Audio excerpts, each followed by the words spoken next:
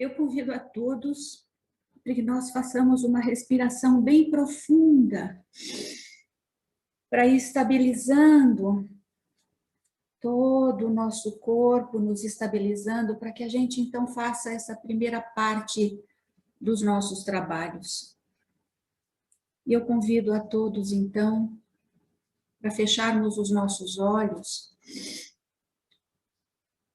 e sentirmos nesse momento a paz e as bênçãos que Deus emana constantemente sobre todos os nossos corações, sobre a nossa vida, sobre o universo. E hoje, nessa oportunidade, nós vamos estar juntos para refletir sobre Jesus e as suas lições, sob a ótica consoladora da nossa doutrina espírita. Então, o tema é Semana Santa, o que trazes para mim? E eu escolhi esse título por conta de que eu me lembrei da musiquinha da Páscoa, né? Que a gente fala, coelhinho da Páscoa, que trazes para mim, né? Então, a gente está na Semana Santa, né? Então, Semana Santa, o que trazes para mim? Então, eu desenvolvi um raciocínio pegando alguns elementos da Semana Santa, que nós espíritas não temos nenhuma comemoração formal, nenhuma comemoração efetiva sobre eventos dessa data, e fui trazendo a luz do Espiritismo, de forma que eu pudesse então estar em contato com o que é que a Semana Santa traz para mim. O que é que, de novo, mais uma vez, isso está na minha frente e o que é que eu posso aprender com isso, refletir com isso, né? Então, eu desenvolvi um raciocínio e eu não vou falar sobre tudo da Semana Santa, porque não dá. Eu vou tocar em alguns pontos. E eu pensei assim, bom, hoje é quarta-feira, na próxima sexta-feira é feriado, e se não fossem as restrições desse período que nós estamos atravessando, muitos de nós estaríamos esperando esse feriado, né? Para que a gente acordasse um pouco mais tarde, para que a gente pudesse sair um pouco da rotina, né, do dia a dia, para que a gente pudesse comer um peixinho na sexta-feira, para que a gente pudesse reunir os familiares próximos, fazer um almoço, comemorar de alguma forma, né, a oportunidade desses feriados, né? Então, o que se comemora, afinal, nessa próxima sexta-feira? A gente comemora, ou se comemora, inclusive no Brasil é um feriado nacional, um feriado santo nacional, e se comemora a Sexta-feira da Paixão, que é seguida pelo sábado de Aleluia e que é seguida pelo domingo de Páscoa. E esses dias fazem parte da tradição religiosa cristã e que esses dias compõem também a Semana Santa. Mas o que é a Semana Santa? Semana Santa é o nome dado para o período de uma semana, né, que começa no domingo, chamado Domingo de Ramos, e vai até o próximo domingo, que se chama Domingo de Páscoa. Nessa semana, a tradição religiosa cristã celebra, relembra, rememora, festeja acontecimentos que dizem respeito aos últimos dias de vida de Jesus entre nós. E quais foram esses acontecimentos? Os antecedentes da prisão de Jesus, a entrada de Jesus em Jerusalém, o julgamento de Jesus, a condenação, a execução e a ressurreição. Então, essa tradição religiosa cristã acaba englobando algumas religiões. Por exemplo, nós espíritas não fazemos comemorações acerca desses dias, mas os católicos, os ortodoxos e os protestantes fazem comemorações. Os protestantes fazem comemorações locais, fazem retiros espirituais, fazem cantatas de hinos, fazem reflexões, mas é uma coisa que fica restrita aos espaços das igrejas, né? Já os católicos e os ortodoxos fazem uma manifestação em público na comemoração disso que é chamado de tradição religiosa cristã. E o que comemora essa semana, né? O que se faz nessa? O que se lembra? Se lembra o que a tradição chama de paixão de Jesus Cristo, morte de Jesus Cristo e ressurreição de Jesus Cristo. E afinal, o que é paixão? Né? O que é essa paixão de Cristo? Né? Bom, recebe o nome de paixão o conjunto dos acontecimentos que ocorreram entre o Domingo de Ramos e o Sábado de Aleluia. E paixão é uma palavra que é específica da teologia, é um termo teológico cristão, e é uma palavra que é utilizada para descrever os acontecimentos e as dores físicas, espirituais e emocionais, no caso de Jesus, não é? Nas horas que antecederam a sua prisão, o seu julgamento e a sua execução. Então, começando pelo Domingo de Ramos, a Semana Santa começa pelo Domingo de Ramos, né? Então, segundo a tradição religiosa, o Domingo de Ramos é o dia que Jesus chega em Jerusalém, adentrando um dos portais da cidade, e ele está acompanhado de perto pelos seus seguidores fiéis, seus apóstolos, né? Seus discípulos mais próximos, mas também ele é seguido por uma multidão efusiva e ruidosa, tá? E esse povo todo em júbilo agita ramos de palmeiras, homens tiram seus mantos e cobrem o chão para que Jesus passe, e mulheres e crianças atiram flores, tá? Jesus, então, é saudado aos gritos e referenciado como rei de Israel e salvador do povo judeu. Isso é o que diz a tradição religiosa, não é? Porém, a história de Jesus não começa quando ele entra em Jerusalém, tá? Quando que a gente pode começar a refletir sobre essa Semana Santa sem considerar a trajetória anterior de Jesus para entender até o que acontece nessa Semana Santa, né? Mas, então, antes de chegar a Jerusalém, desde 3 anos antes, Jesus vinha de uma peregrinação incessante por lugares e cidades, aldeias da Judéia, transmitindo e praticando a Boa Nova, curando as pessoas, amando a todos e compartilhando o aprendizado que ele teve ao longo de todo o seu processo evolutivo, compartilhando os ensinamentos de Deus, o nosso Pai, compartilhando conosco, tá?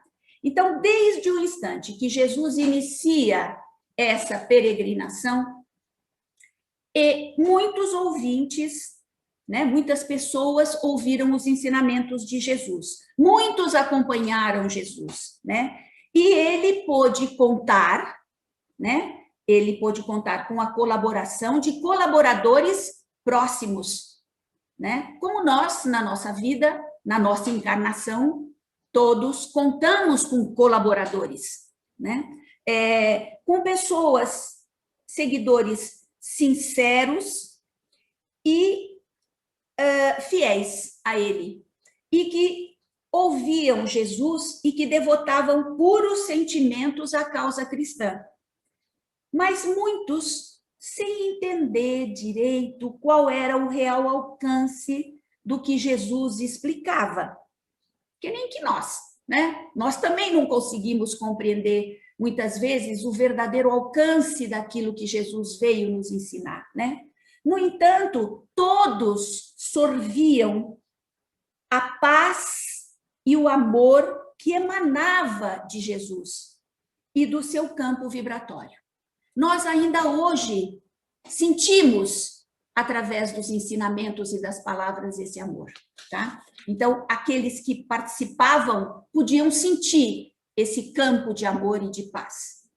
Bom, quem eram, então, além desses, as demais pessoas que fizeram presença durante todo esse período? Bom, também faziam parte, né, acompanhando as pregações de Jesus, pessoas cujos sentimentos se afeiçoavam mais aos proveitos que poderiam obter da fundação e da implantação do reino de Deus prometida por Jesus, não é? E com esses sentimentos, alimentavam ideias distorcidas acerca do que seria o reino de Deus sobre o qual Jesus falava, tá? Também nós vamos encontrar entre os ouvintes de Jesus, os que acompanharam Jesus, aqueles uns que vinham para ironizar o mestre, provocar, desafiar, desrespeitar. Pessoas essas, né, que ainda estavam envoltos, aprisionados nos raciocínios humanos da lei e dos costumes. Quantos de nós estamos aprisionados ainda em costumes, não é? E que temos, então, uma postura muitas vezes desafiadora ante os ensinamentos que Jesus veio dizer. Também nós vamos encontrar aqueles que estavam em busca de provas, entre aspas, para incriminar Jesus. Porque a gente vê nos estudos, nas mensagens que a gente vê, que tinham muitos aqueles que não gostavam da mensagem que Jesus vinha trazer. E achavam que a solução, então, era tirar ele de circulação, matá-lo, não é? Então, tinham aqueles que vinham para conseguir provas de formas que pudesse, então, incriminá-lo e tirá-lo de circulação, compondo um dossiê, não é? Também nós vamos encontrar, ouvindo Jesus e acompanhando Jesus, os moradores de toda aquela região, que era uma região cuja atividade principal era a pesca ou o comércio, né?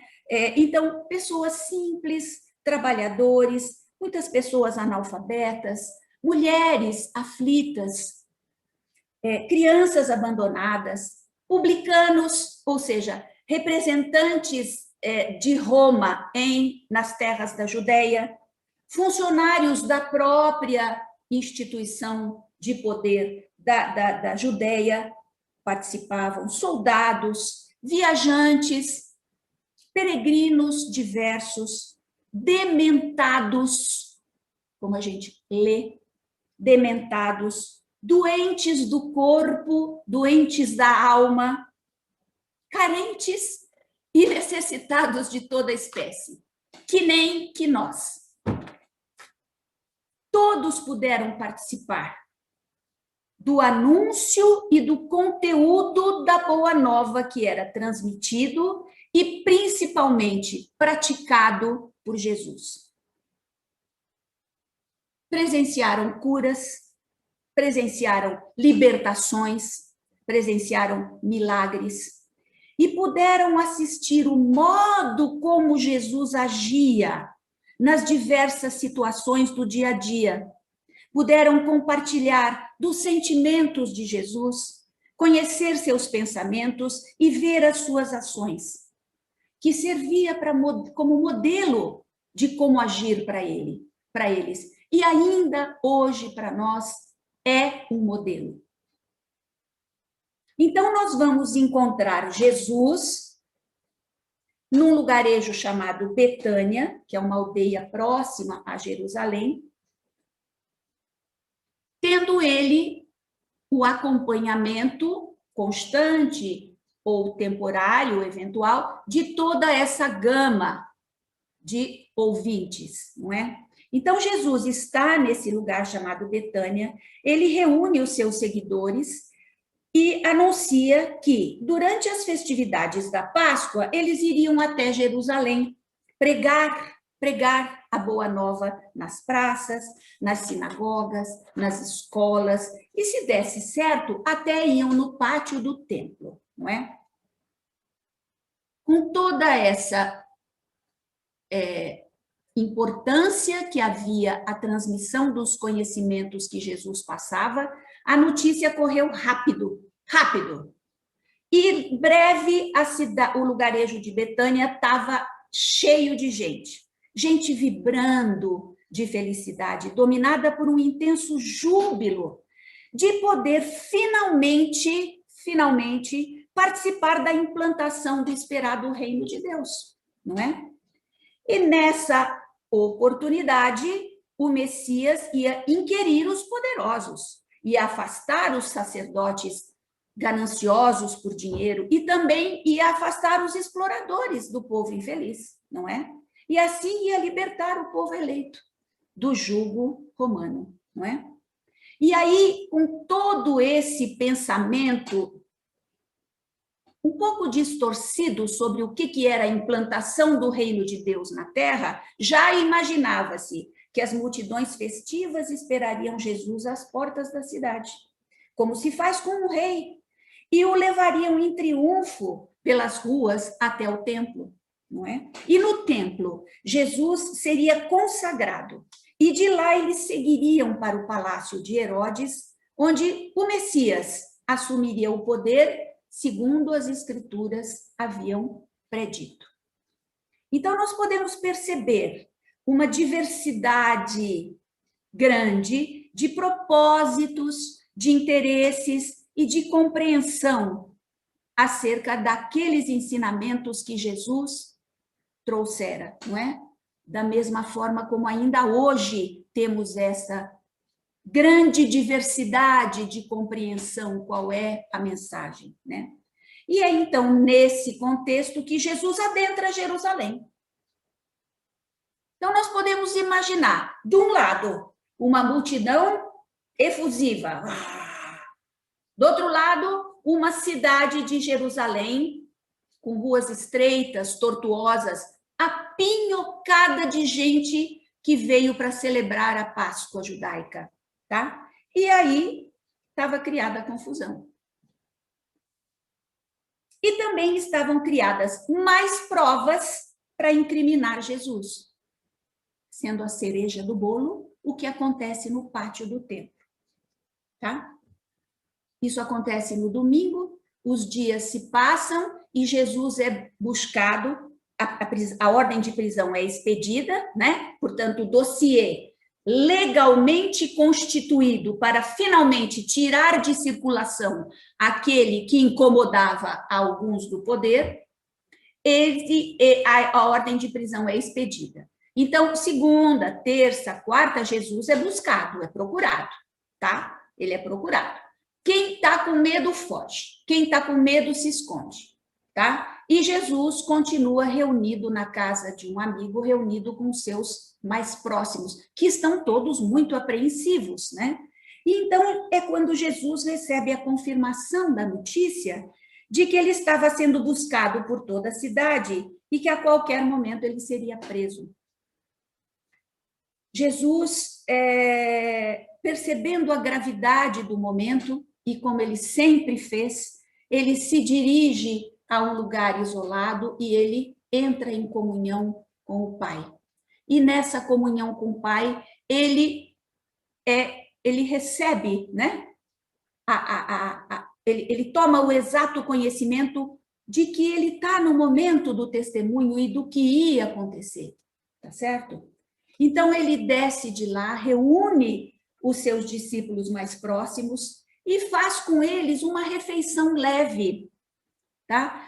Antecipando a Páscoa, que seria tradicionalmente comemorada no domingo de Páscoa, como tradição judaica, né? E ele, já cônscio de que não ia dar tempo, ele antecipa essa ceia, reunindo os seus discípulos e conversando com eles. A tradição religiosa chama esta reunião de Santa Ceia. Então, enquanto estavam ali reunidos, Jesus conversa com seus discípulos, clareando neles o entendimento sobre quais os reais propósitos da sua passagem pela terra e tenta fortalecer, animar o coração dos discípulos para que as horas que se aproximavam, não é, que iam ser de testemunho, não chegassem a confundir o entendimento dos seus apóstolos, preparando assim eles para os acontecimentos vindouros, tá certo? E aí, neste encontro, com estas conversas, Jesus percebe, né? Ele toma conhecimento, e ele era sabedor das nossas grandes dificuldades, das nossas dificuldades de compreendermos exatamente o que era o reino de Deus na terra, né? Ele percebe que os discípulos estavam ali, os apóstolos mais próximos, estavam ali discutindo. Quando entrar em Jerusalém, quem que vai fazer isso, quem que vai fazer aquilo, como é que fica, de quem que ele gosta mais, de quem que ele gosta menos. E aí Jesus faz um movimento que a tradição religiosa cristã conhece como lava-pés em seus discípulos. Essa tradição do lava-pés, ela era uma tradição judaica, que oferecia água para lavar os pés em sinal de hospitalidade e em acolhida a quem chegava. E esse ato normalmente era realizado por escravos, por empregados, por pessoas que tinham pequenos delitos. Eram estes que lavavam os pés, para que os donos da casa pudessem oferecer hospitalidade, tá certo? E acolher quem chegava. Jesus, compreendendo a grande dificuldade daquele momento e os conflitos dos seus seguidores mais próximos, ele faz a cerimônia do lava-pés.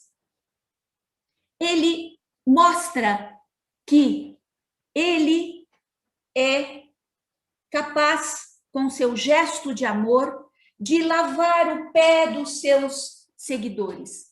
E essa cerimônia tem muitas maravilhosas interpretações. Uma delas é que, com esse gesto, Jesus demonstra a importância, ao lavar os pés dos apóstolos, demonstra a importância de tirar a poeira dos pés.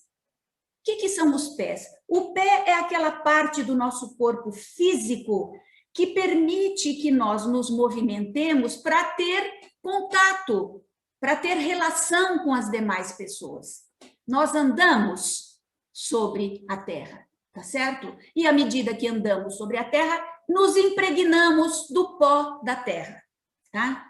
Então, Jesus, simbolicamente, para mostrar, mais uma vez, que a verdadeira vida é a vida espiritual, ele lava os pés dos seus apóstolos de forma que eles tirem a poeira dos seus pés. E aí, uma reflexão muito interessante que eu tive a felicidade de ler, nos diz que no mundo material é o nosso pé que vai permitir o nosso contato no mundo material, vai nos dando equilíbrio, vai permitindo que a gente se movimente. E no mundo espiritual, o que é a possibilidade do nosso contato? O que permite a gente se relacionar? A nossa emoção, o nosso sentimento. Então, é a emanação do meu sentimento, é a emanação da minha emoção que vai criar as condições de eu me relacionar. Tá? Então, quando Jesus tira o pó do pé dos seus apóstolos, ele está querendo simbolicamente dizer que nós nos movimentamos no mundo, que nós interagimos com esse mundo, muitas vezes nos impregnamos das características desse mundo material, mas que é importante lavar os pés, aliviar o peso da poeira que se acumula, tá certo? E da mesma forma simbólica, nós também devemos nos banhar da água pura de Deus, da água pura do amor de Deus, limpando e purificando os nossos sentimentos, de formas que a gente possa se relacionar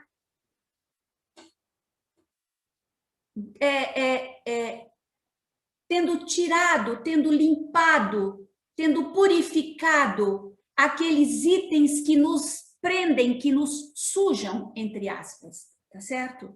E como que a gente faz isso do ponto de vista espiritual? Como que a gente se banha na água límpida do amor, que Zé Luiz falou tanto na outra vez que ele falou? Como que a gente se limpa com essa água límpida do amor de Deus sobre nós? Quando nós nos conectamos com Deus, quando nós rezamos, quando nós alinhamos o nosso sentimento com a energia amorosa do Pai, tá? Então, essa simbologia do lava-pés, ela é também o que a Semana Santa pode trazer para nós de reflexão. Que nós mantenhamos a oração, porque é na oração que a gente se banha da água limpa do amor. E aí, saindo da ceia, né? Saindo da Santa Ceia, da cerimônia do lava-pés, a gente vai ver Jesus preso. Jesus é preso, Jesus é interrogado, Jesus é condenado e Jesus permanece em silêncio. E o povo não entende, muitos próximos não entendem como que ele fica em silêncio. Por que que ele não, com o poder todo que ele tem de curar, por que que ele não invocou os anjos e que viessem e acabasse com tudo isso e pronto, então instaurasse o reino de uma vez, não é? O que quer nos ensinar este silêncio de Jesus?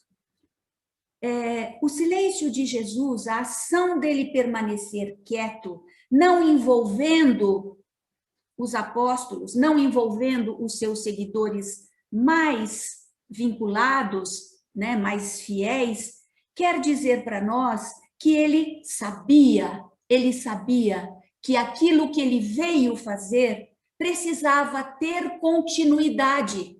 E quem é que daria continuidade? Se todo mundo sucumbisse ali naquela mesma hora. Então, a permanência, a manutenção da isenção dos apóstolos era também o cumprimento da vontade do Pai, de formas que eles pudessem dar continuidade, mostrando para nós que é importante a gente viver. Eu acho isso absolutamente maravilhoso.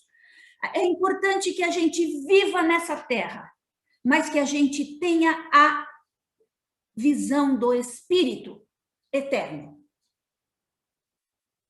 que é o que Jesus veio nos ensinar, tá certo? Então, Jesus foi condenado. E ele segue, então, para o local onde ele será colocado para morrer. A tradição religiosa nos lembra esse período que Jesus, então, vai caminhar em direção ao local onde ele deve morrer, chama isso de Via Crucis, ou seja, a via, o caminho onde ele leva a cruz, tá? E a tradição religiosa tem um hábito de relembrar a dor de Jesus, o martírio que Jesus teve, o flagelo que ele recebeu, as humilhações, o sangue derramado de Jesus durante a Via Crucis. Mas será que é possível que a gente olhe sob outra face, sob outro ângulo? Isso, que mania que a gente tem de olhar a dor e se apegar na dor, que mania que a gente tem de ver como eu sofro. Parece aquele desenho de quando eu era criança, né? Oh, Deus, oh, vida, não é? Para que se pegar nisso? O que isso traz para mim? O que eu posso olhar? Que ângulo novo eu posso olhar? Então, é possível a gente olhar a ação de Jesus durante a Via Crucis, o exemplo de Jesus durante a Via Crucis. Ele estava sereno, ele estava seguindo a via, levando a sua cruz, seguindo as leis humanas, mas obedecendo à vontade do Pai. Fazendo aquilo que ele podia fazer naquele momento, naquela hora. Mas o vínculo com o Pai. E com isso, ele desenhou para nós, né? Ele pegou na nossa mão, ele mostra para nós como carregar a nossa cruz. Que ao carregar a nossa cruz, vai doer, dói. A gente vai sentir dor, a gente vai sentir o peso daquilo, como ele sentiu. Que nós teremos consumidas as nossas reservas físicas de energia, como ele também teve, um desgaste físico. A gente mostra na cara, a gente mostra na pele o desgaste físico da nossa vida material. Que nós vamos ferir a nossa carne humana, que vai sangrar, que vai marcar. Que nós vamos nessa via seguir e recebendo a interferência dos que estão ao nosso redor, como ele recebeu. Alguns transmitindo carinho, força, amor, solidariedade, como aconteceu com Jesus. Quantos que estavam ali emanando amor e forças naquele momento, não é? Mas também teremos ao longo da nossa via crucis outras energias sendo direcionadas na nossa direção, energias ácidas, gestos agressivos, ferindo, como também aconteceu com Jesus. E que nós devemos continuar o caminho no cumprimento daquilo que nos compete fazer naquele momento, com a certeza da vida eterna e sentindo o amparo do Pai. E para concluir, Jesus morre na própria sexta-feira e é sepultado. Conta a tradição religiosa que no domingo o túmulo onde Jesus foi sepultado estava aberto e vazio, só tinha roupa dele lá. E mais uma vez, o que trazes para mim, túmulo vazio?